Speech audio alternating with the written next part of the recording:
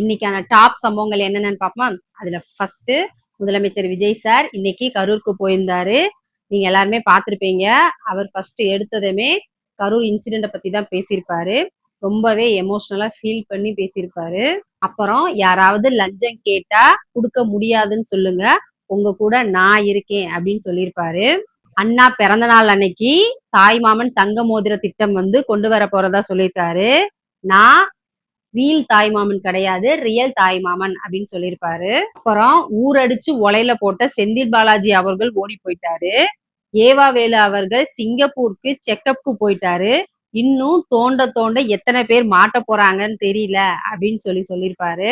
அதுக்கப்புறம் கரூர் கூட்ட நெரிசல்ல உயிரிழந்த 41 பேருக்கு நினைவு சின்னம் தாவேகா கட்சி சார்பா வைக்க போறதா முதலமைச்சர் விஜய் சார் சொல்லியிருக்காரு.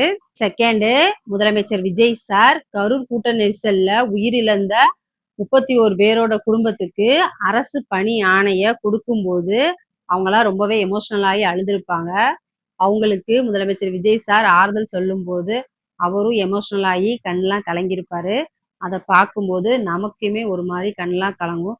பல தடைகளை தாண்டி அவங்களுக்கு இந்த அரசு பணியை முதலமைச்சர் விஜய் சார் அவங்களுக்கு கொடுக்குறாரு.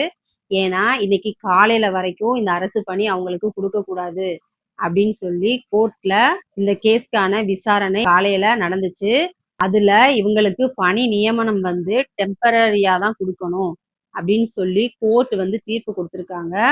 தேர்டு, கரூர்ல முதலமைச்சர் விஜய் சார் புதிய காலனி தொழிற்சாலைக்கு அடிக்கல் நாட்டியிருப்பாரு. இதன் மூலமா 13,500 பேருக்கு வேலை வாய்ப்பு கிடைக்கும். ஃபோர்த்து, திருச்சி கிழக்கு தொகுதியில மட்டும்தான் இப்போதைக்கு இடைத்தேர்தல் நடக்க போகுது. ஏடிஎம்கே எம்எல்ஏக்கள் ராஜினாமா பண்ண மீதி 5 தொகுதிகள்லையுமே இப்போதைக்கு இடைத்தேர்தல் நடக்கல.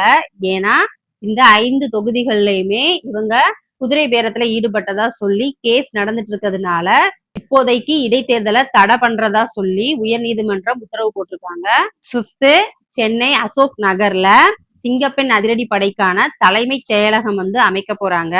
இந்த 1 மந்த்ல பெண்களுக்கு எதிரான குற்றங்களுக்காக 120 பேர் மேல நடவடிக்கை எடுத்திருக்காங்க சிங்கப்பெண் அதிரடி படை.